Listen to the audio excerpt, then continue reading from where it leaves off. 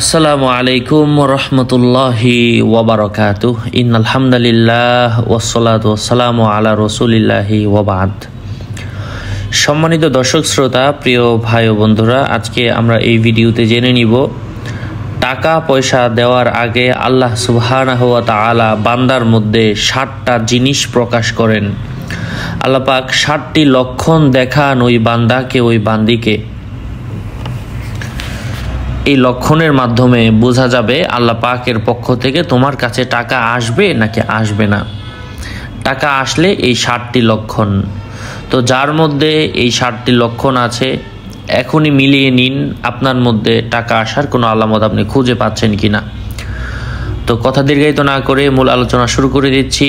প্রত্যেক ভিডিওতে বলা হয় ভেরিফাই চ্যানেলের ডিসক্রিপশন বক্সে ক্লিক করলে 15,000 ভিডিওর প্রত্যেক ভিডিওর ডিসক্রিপশন বক্সে ক্লিক করলে পেজ এবং আইডি আসবে। এটা ছাড়া আলাদা অন্য কোনো পেজ নেই, আইডি নেই, ইমো নেই, হোয়াটসঅ্যাপ নেই, টিকটক নেই। সাবধান, নাম ছবি দেখে বিভ্রান্ত হওয়া যাবে না। যাই হোক, প্রথম যে আলামত আপনি দেখতে পাবেন, দোয়া কবুল হওয়ার অনুভূতি বা তাকিদ আসে। এ ব্যাপারে আল্লাহ সুবহানাহু ওয়া তাআলা বলেন, তোমরা আমাকে ডাকো, আমি তোমাদের ডাকে সাড়া দেব। সূরাত গাফিরের মধ্যে এসেছে। যখন বারবার মনে হয় দোয়া করতে হবে বা আল্লাহর দিকে ফিরে যেতে হবে, তখন ওই রিজিকের দরজা আল্লাহ সুবহানাহু ওয়া তাআলা খুলে দেন। এই কোরআনের আয়াতটা হচ্ছে উদউনি আস্তাজিব লাকুম। দ্বিতীয়ত হচ্ছে অপ্রত্যাশিত পরীক্ষায় পড়া বা কষ্টে পড়া। কখনো রিজিক আসার আগে আল্লাহ তার বান্দাকে ধৈর্যের পরীক্ষা নেন। আল্লাহ সুবহানাহু ওয়া তাআলা পবিত্র কুরআনুল কারীমের সূরাত আল ইনশিরাহ এর 9 নম্বর আয়াতের মধ্যে বলেন, ইন্না মাআল উসরি ইউসরা, অবশ্যই কষ্টের পরেই সহজতা রয়েছে। কষ্ট মানেই প্রায় পরবর্তী বরকতের সূচনা। তৃতীয়ত যে আলামতটা প্রকাশ পাব, নিয়মিত ইস্তেগফার পড়া, আস্তাগফিরুল্লাহ পড়ার তাকিদ আসে। হযরত নূহ আলাইহিস সালাতু ওয়াস সালাম বলেছিলেন, তোমরা তোমাদের প্রভুর কাছে ক্ষমা চাও, তিনি তোমাদের প্রতি প্রচুর বৃষ্টি বর্ষণ করবেন এবং ধন সম্পদ ও সন্তান দ্বারা তোমাদের রিজিক বৃদ্ধি করে দিবেন।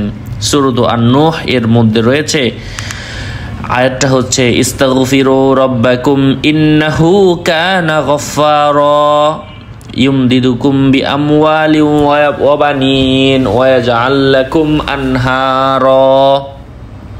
এই জন্য বেশি বেশি ইস্তিগফার পড়লে আল্লাহ তাআলা রিজিকের পথ সহজ করে দেন। চতুর্থ এসেছে আল্লাহর পথে কিছু দান করতে মন চায়। যখনই আপনার মনে চাইবে আপনার সবসময় মানুষকে দিতে, মানুষকে দান করতে, তখনই আপনি বুঝে যাবেন আল্লাহ আপনার প্রতি সন্তুষ্ট। এই ব্যাপারে এসেছে, আল্লাহ পাক বলেন সূরাত তাওবার 39 নম্বর আয়াতের মধ্যে, তুমি যা কিছু আল্লাহর পথে ব্যয় করবে তিনি তার পরিবর্তে তা ফেরত দিবেন। অনেক সময় রিজিকের আগে আল্লাহ তাআলা তার বান্দার মন নরম করে দেন যাতে সে কিছু দান করে, এরপরই প্রকৃতপক্ষে বরকত আসে।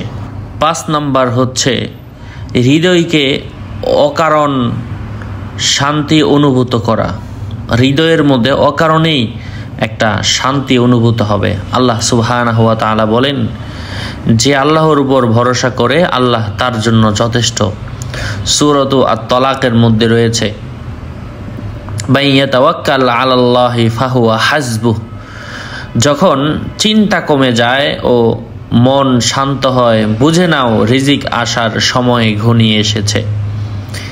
ষষ্ঠ হচ্ছে পুরনো সমস্যার সমাধান হতে শুরু করা। কোনো দেনা, বিরোধ বা কাজের জটিলতা সহজ হয়ে আসলে বুঝবে আল্লাহ রিজিকের দরজা তোমার জন্য খুলে দিচ্ছেন। আর আল্লাহ যাকে চান তার জন্য রিজিক প্রশস্ত করে দেন।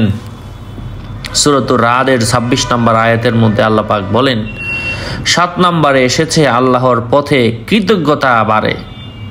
যদি তোমরা কৃতজ্ঞ হও আমি অবশ্যই তোমাদের আরও দান করব। সূরা ইব্রাহিম 7 নম্বর আয়াতের মধ্যে এসেছে, যখন তুমি অল্প রিজিকেও খুশি থাকতে শিখো তখন আল্লাহ তাআলা আরও রিজিক বৃদ্ধি করে দেন।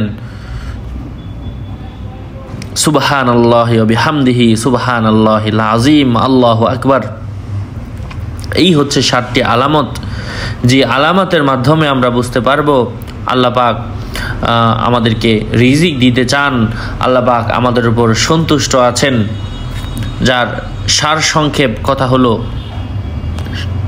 ধৈর্য শেখান, দোয়ার দিকে টানেন, তওবা বা ইস্তেগফারে উৎসাহ দেন, দান করতে অনুপ্রাণিত করেন, হৃদয়ে শান্তি দেন। আশা করছি উপকৃত হয়েছেন। আরও আপডেট পেতে আমাদের সাথেই থাকবেন। আপনাদের মঙ্গল এবং দীর্ঘায়ু কামনা করে এখানেই শেষ করছি। দেখা হবে অন্য কোনো এপিসোডে। আসসালামু আলাইকুম ওয়া রাহমাতুল্লাহি ওয়া বারাকাতুহু।